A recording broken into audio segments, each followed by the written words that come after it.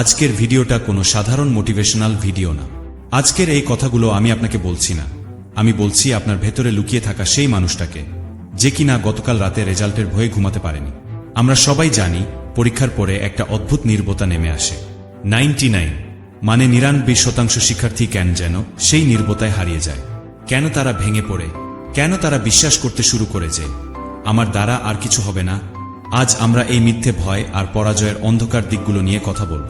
পুরো 5 মিনিট আমার সাথে থাকুন, হয়তো এই ভিডিওটাই আপনার জীবনের টার্নিং পয়েন্ট হয়ে যাবে।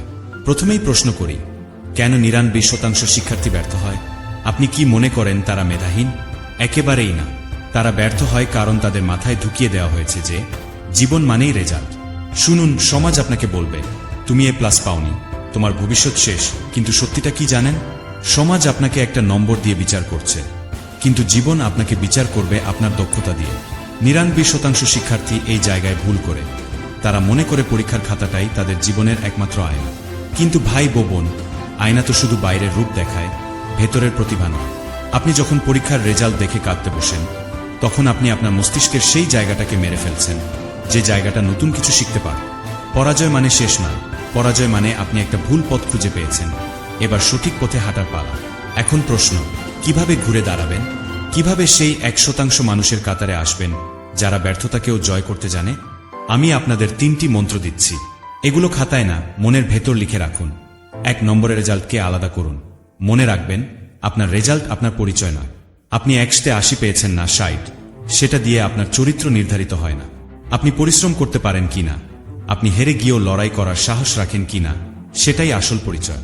2 নম্বরে গিল্ট বা অপরাধবোধ ঝেড়ে ফেলুন। অনেক সময় আমরা ভাবি, ইস, যদি আরেকটু পড়াশোনা করতাম। এই যদি শব্দটা জীবন থেকে মুছে ফেলুন। যা হওয়ার হয়ে গেছে। সময় এখন আফসোসের না, সময় এখন পরবর্তী পদক্ষেপের। 3 নম্বর প্রসেসের প্রেমে পড়ুন। আমরা সবাই সফল হতে চাই, কিন্তু ব্যর্থতা সহ্য করতে চাই না। আপনি কি পড়াশোনাটাকে উপভোগ করছেন, নাকি শুধু পরীক্ষার ভয়ে পড়ছেন? যেদিন আপনি শেখার আনন্দ খুঁজে পাবেন, সেদিন পরীক্ষা আপনার কাছে কোনো ভয়ঙ্কর দানব মনে হবে না। আপনার জীবনের রিমোট কন্ট্রোল কি অন্যের হাতে? যদি আপনার কোনো প্রিয় শিক্ষক বা আত্মীয় আপনার রেজাল্ট নিয়ে কিছু বলে, তবে সেটা কি আপনার জীবনের ওপর প্রভাব ফেলছে? আপনার জীবনের রিমোট কন্ট্রোলটা নিজের হাতে নিন।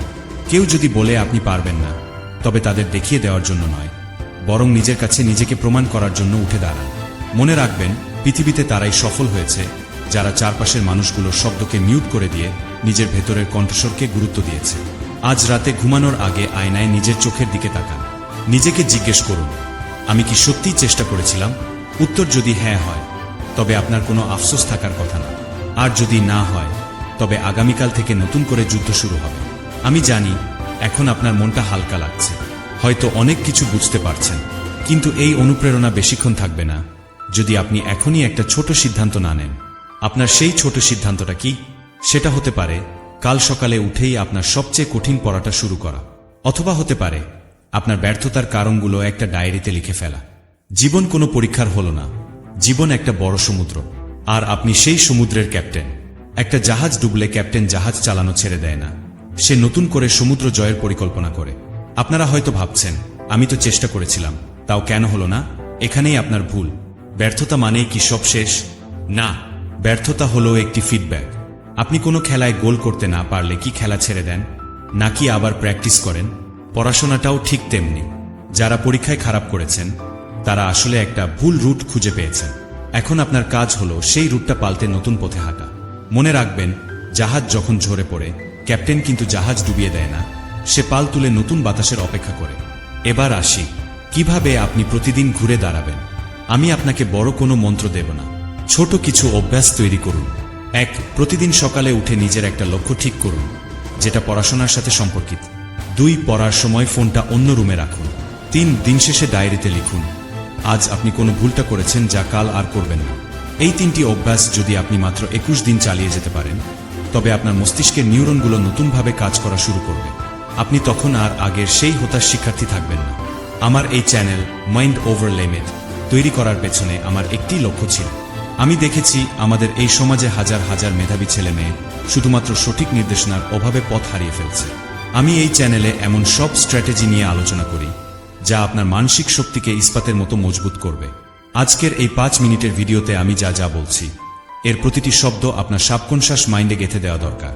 আপনি যদি চান আপনার জীবনটা আগামী 1 বছরের মধ্যে পুরোপুরি বদলে যাক, যদি চান নিজেকে সেই 1% সফল মানুষের কাতারে দেখতে, তবে আজই আমার এই চ্যানেলের সাথে যুক্ত হন। এখানে সাবস্ক্রাইব করা মানে শুধু একটি বাটন টেপা নয়, এটি হলো নিজের সাফল্যের সাথে একটি অঙ্গীকার করা। আমি চাই আমাদের এই পরিবারটা এমন এক জায়গা হোক যেখানে কেউ একা বোধ করবে না। তাই এখনই সাবস্ক্রাইব করুন এবং বেল আইকনটি চেপে রাখুন, কারণ পরবর্তী ভিডিওতে আমি শেয়ার করব কিভাবে দিনে মাত্র 3 ঘন্টা পরেও আপনি যে কোনো পরীক্ষায় টপার হতে পারেন। সবশেষে একটা কথাই বলবো, জীবন আপনাকে অনেকবার ধাক্কা দেবে, কিন্তু সেই ধাক্কা খেয়ে পড়ে যাওয়া আর উঠে দাঁড়ানোর মাঝেই লুকিয়ে আছে আপনার প্রকৃত পরিচয়। আপনি যদি এই ভিডিওটি শেষ পর্যন্ত দেখে থাকেন, তবে আমি নিশ্চিত আপনি সেই মানুষগুলো একজন যারা পরিবর্তনের নেশায় মত্ত। আমাদের এই মাইন্ড ওভার লাইমেট পরিবার আপনার পাশে আছে। আপনি একা নন। কাল থেকে আবার নতুন লড়াই, নতুন উদ্যম। আর হ্যাঁ, কমেন্টে আমাকে জানান আগামীকাল আপনি কোনো নতুন অভ্যাসটা শুরু করছেন। আমি সবার কমেন্ট পড়ব। আজকের মতো বিদায়। দেখা হবে পরবর্তী ভিডিওতে, যেখানে আমরা একসাথে বড় কোনো লক্ষ্য অর্জন করব। সাবস্ক্রাইব করতে ভুলবেন না।